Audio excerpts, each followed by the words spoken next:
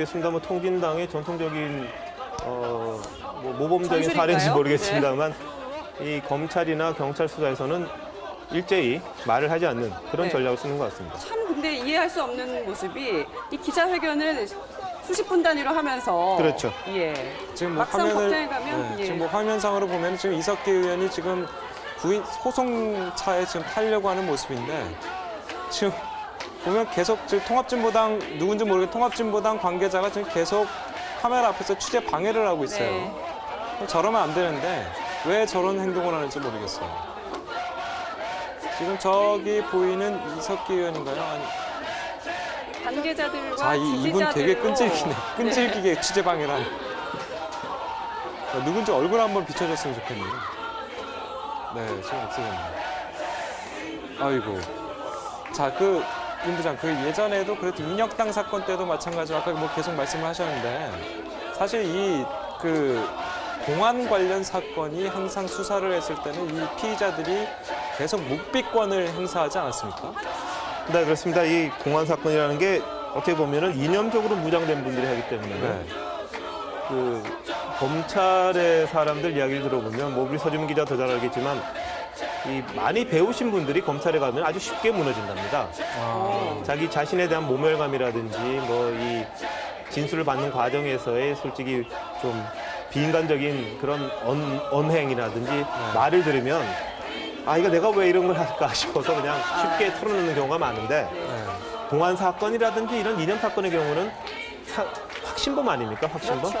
그런 분들에게서 어떤 말을 꺼내기는 굉장히 어렵거든요. 네. 그래서 공안 파트에 있는 검사들이나 이 수사관들은 아주 장기전으로 이 끈질기게 하나하나씩을 끄집어내는 그런 기법을 갖고 있어야 된다고 그러더라고요. 그래서 굉장히 수사하기가 힘들 겁니다, 이게. 네. 이석기 의원 같은 경우에는 한 30년을 그러한 사상으로 철저히 무장이 된 사람인데. 그렇죠. 네. 예. 민혁당 사건으로 뭐 예전에 실제로 뭐 복역도 했었고 네. 그러니까 그런 부분들은 아주 철저할 겁니다. 굉장히 난항이 수사가 난항이 예상이 되지만 또 국정원에서 또 그거를 반박할 수 있는 또 수많은 어떤 증거물도 확보를 했겠죠.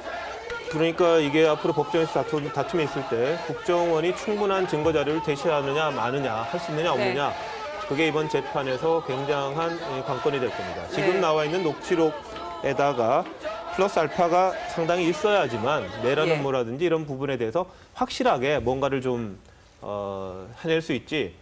여기서 흔들리기 시작하면 이 국정원 네. 수사라는 게 굉장히 어려워질 것이고 네. 그리고 이석기 의원으로서는 이 부분에 대해서 반박을 하면서 나름의 논리를 세워서 또 변호인단들이 과거 간첩단 사건을 주로 많이 맡았던 그런 분들이거든요. 네.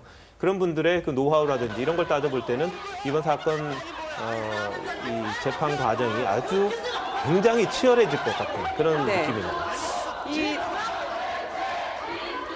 지금 이석기 의원이 밖으로 나오고 있는 모습입니다. 지금 끈질기게 취재 방해하고 있는 사람의 모습도 보이고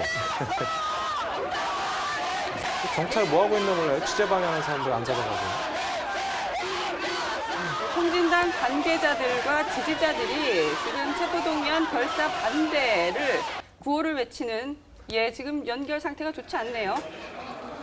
근데 저는 항상 느끼는 게 대한민국 공권력이라는 게 이 굉장히 참 불쌍하다는 생각이 가끔 들어요. 어떤 의미에서는 네. 이 법을 집행하는 데 있어가지고도 저렇게 힘이 든다면 이 불법 행위하는 사람들을 잡아들이는데도 굉장히 어렵거든요. 이 네. 불법 시위라는 게 얼마나 많습니까? 그런데도 불구하고 어떻게 보면 과거의 민주화 운동 때의 그런 원죄랄까요? 기존의 경찰이 갖고 있던 그런 부분들이 있기 때문에 이 함부로 못하고 또 국민 여론이라는 것도 의식을 할 수밖에 없습니다만 이 정당한 법 집행, 부인장 집행이라는 것도 저렇게 어렵다면 이 앞으로 이 공권력이라는 걸 어떻게 살려야 될지 그런 부분들에서 상당히 고민을 많이 해야 될 부분이 아닌가 생각됩니다. 이런 영장 실질 심사 이제 내일 판사가 네. 이 판사 입장에서는 저러한 어떤 격렬한 저항을 한다는 것도 좀 어떻게 참작이 될까요? 어떻습니까? 지금 이석기 의원 본인이 일단 저항을 한 건 아니기 때문에 뭐 영장실질심사에서 그런 부분이 가만히 된다 안 된다라고 얘기하기는 조금 어려울 것 같고요. 네.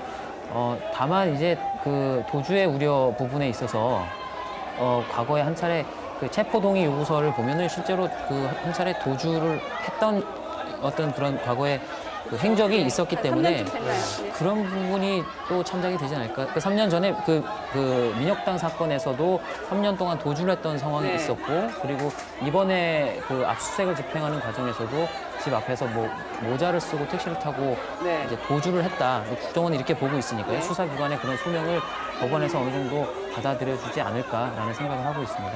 근데 기본적으로 이게 관련 사건 혐의자들이 구속이 된 상태이기 때문에 그 부분이 참작이 안 될 수가 없을 겁니다. 아마 판사 입장에서도 이번에 체포 동의안을 사인했던 판사도 내일 이 영장실질심사를 하는 그런 판사로 동일인으로 알고 있는데 네. 그 부분에 보면은 이제 아마 이런 부분들은 상당히 그 감안을 해서 그동안의 영장 자료라든지 이런 걸 검토를 했을 겁니다. 그렇기 때문에 아마 뭐 예견하기는 어렵습니다만 내일 영장실질심사를 하면 이 예상하는 결과가 나오지 않을까 이런 생각은 듭니다. 예.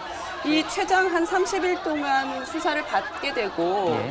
그리고 내년 3월 안으로 1심 선고가 나올 것 같다는 그런 얘기가 나와요.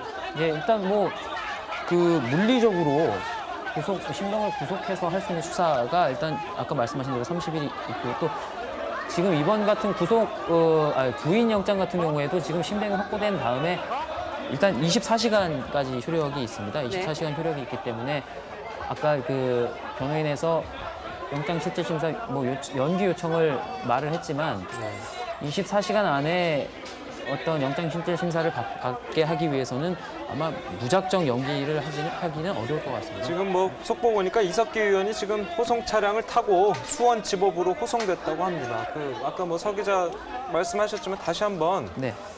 저 수원지법으로 갔는데 네. 그 가면은 이제 어떻게 되는 겁니까? 네, 그 수원지방법원에서 일단은 인정신문을 받게 됩니다. 네. 간단하게 인정신문. 그렇습니다. 그 본인이 맞는지 간단한 절차입니다. 간단한 절차를 마친 다음에 곧바로 아마 그 수원 남부경찰서로 이송되지 않을까. 남부경찰서. 예, 경찰서로 이송이 돼서 거기 유치장에서 오늘 하룻밤을 묵고 네. 그 신병이 확보된 상태에서 아마 국정원 직원에 의해서 일종의 강제 구인이죠. 그 네. 법원에 내일 오전 10시 반으로 지금 예정이 돼 있고요. 수원지방법원에서 열리는 영장실질심사에 나오지 않을까. 지금 그런 수순을 밟게 될 것으로 예정이 돼 있습니다. 네. 국정원 직원들이 아까 7시 23분에 의원실 앞에 도착을 했으니까 지금 이 거의 1시간이네요. 예, 1시간 네. 남짓 이제 걸렸네요.